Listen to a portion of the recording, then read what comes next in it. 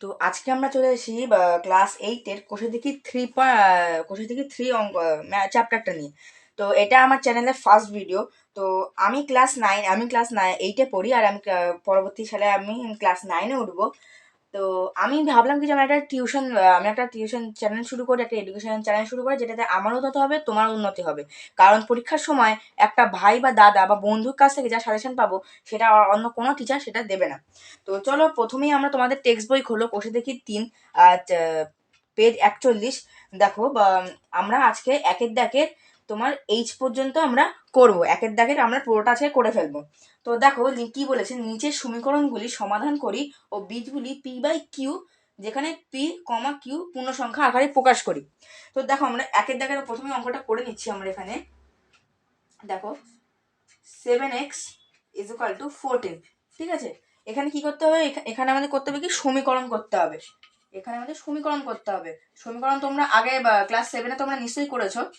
তো আবার দেখো সমীকরণটা কিভাবে করতে হবে। দেখো সমীকরণ করার জন্য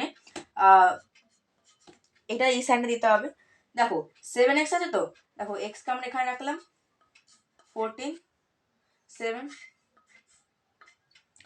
এবার দেখো 14/7 আছে।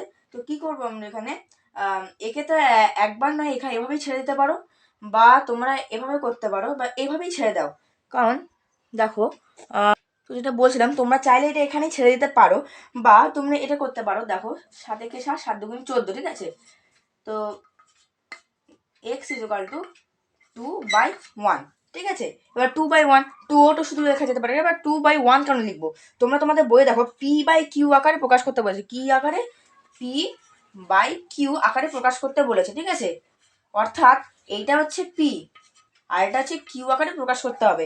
এর পরবর্তীকালে আমরা যেসব অঙ্কগুলি করব, সেসব আমরা পি বাই কিউ আকারে আমরা প্রকাশ করব, ঠিক আছে। তো চলে যাক পরের অঙ্কে। তো দেখো পরের অঙ্কে যা আছে, দেখো এখানে লেখা আছে একের বি দেখের অঙ্কটা কি লেখা আছে, 4p plus 32 is equal two 0, ঠিক আছে। 4p plus 32 is equal two 0। দেখো এখানে কি করতে হবে, এই জায়গাটা যে মানে আমরা সমান চিহ্নের এই পাশ আর এই পাশ, বাদিক আর ডান দিকে একটা সংখ্যা থাকার কথা, বাট এখানে শূন্য মানে কিছুই নেই। তাহলে কি করতে হবে, আমরা জানি যে যেগুলো এক্স যুক্ত পদ না, যেমন এটা একটা এক্স যুক্ত পদ, এটা এক্স যুক্ত পদ নয়, এইটাকে আমরা এখানে সরিয়ে দেবো। এখানে যেমন প্লাস আছে, এটা যখন এদিকে চলে যাবে তখন কি হবে, মাইনাস হয়ে যাবে। তাহলে দেখো 4p এখানে যেমন আছে সেভাবে লিখবো, ইকুয়াল টু প্লাস 32 আছে, সেটাকে এখানে মাইনাস 32 হয়ে যাবে। তারপরে দেখো পিটাকে আমরা ধরে নেব 32 ইন্টু 2 বাই হয়ে যাবে, ঠিক আছে। আমরা পি দিলাম। 4 8 32 হয়, তো 4 8 32, 4 4 4 9 3 4 4 4 4 4 4 32, 4 8 32। তো দেখো মাইনাস 4 32, তাহলে -8/1, এটা কি আকারে প্রকাশ হলো, পি বাই কিউ আকারে প্রকাশ হলো, ঠিক আছে। তো আমরা চলে যাওয়া যাক পরের অঙ্ক। তো দেখো আমরা পরের অঙ্ক মানে একের সি এর দেখের অঙ্কটা দেখো কি বলছে, 11x ইজ ইকুয়াল টু 0। কি বলছে, একের সি দেখের অঙ্কটা 11x ইজ ইকুয়াল টু 0, ঠিক আছে। দেখো এখানে সেই আগের সংখ্যা মানে আগের অঙ্কটার মতন কি করতে হবে, এক্স কে আমরা এখানে রাখলাম। রাখার পর এবার দেখো এই যে ইন্টু 11x আছে না, এটা যদি এইদিকে চলে যায়, মানে এইটা যদি এইদিকে চলে আসে, তাহলে কি হবে, ইন্টু হলে তো বাই হয়ে যাবে। কার সাথে হবে, কিছুই তো নেই ওপরে, তাহলে 0 বসিয়ে দিলাম। তাহলে এটাই হয়ে গেল আমাদের পি বাই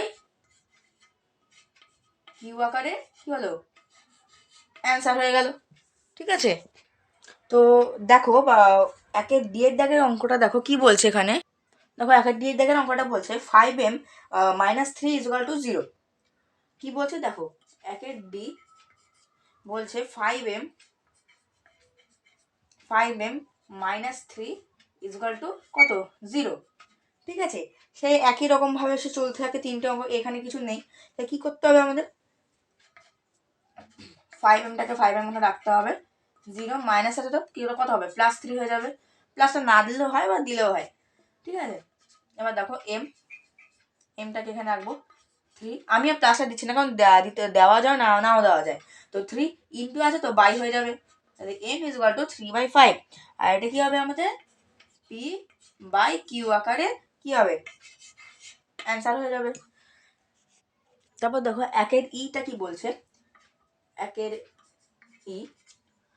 ই বলছে 9y প্লাস 18 আবার সে ইকুয়াল টু 0।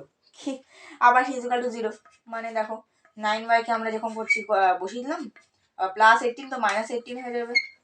তারপরে পরেরটাতে ইকুয়াল টু মাইনাস 18 ইন্টু আছে তো বাই হয়ে যাবে,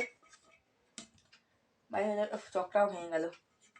তো ওয়াই ইকুয়াল টু দেখো 9 থেকে 9 9 দুগুণে 18 -2/1, এটা হয়ে যাবে কি পি বাই কিউ আকারে অ্যান্সার, ঠিক আছে।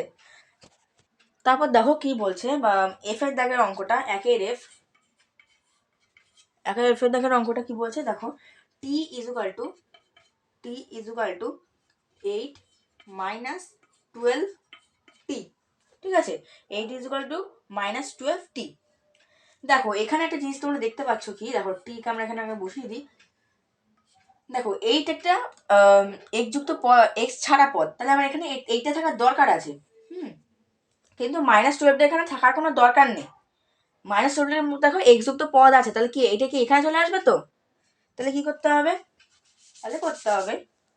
দেখো টি মাইনাস আছে প্লাস হয়ে যাবে, এদিকে আসলে প্লাস 12t, ওকে 8 মতনই থাকবে, হয়ে গেল। দেখো প্লাস টি এর সঙ্গে 12t যোগ করলে কত হয়, টি স্কোয়ার একদমই ভুল। দেখো তুমি যদি একের সঙ্গে এক যোগ করো তাহলে কত হবে, 2 হবে। তো একের সঙ্গে এক যোগ করলে 2 হয়, তাহলে 12tর সঙ্গে টি যোগ করলে 13t হবে, মানে একটা টি বেড়ে গেল, ঠিক আছে। 18 সরি 8 হবে, জাস্ট 8 হবে,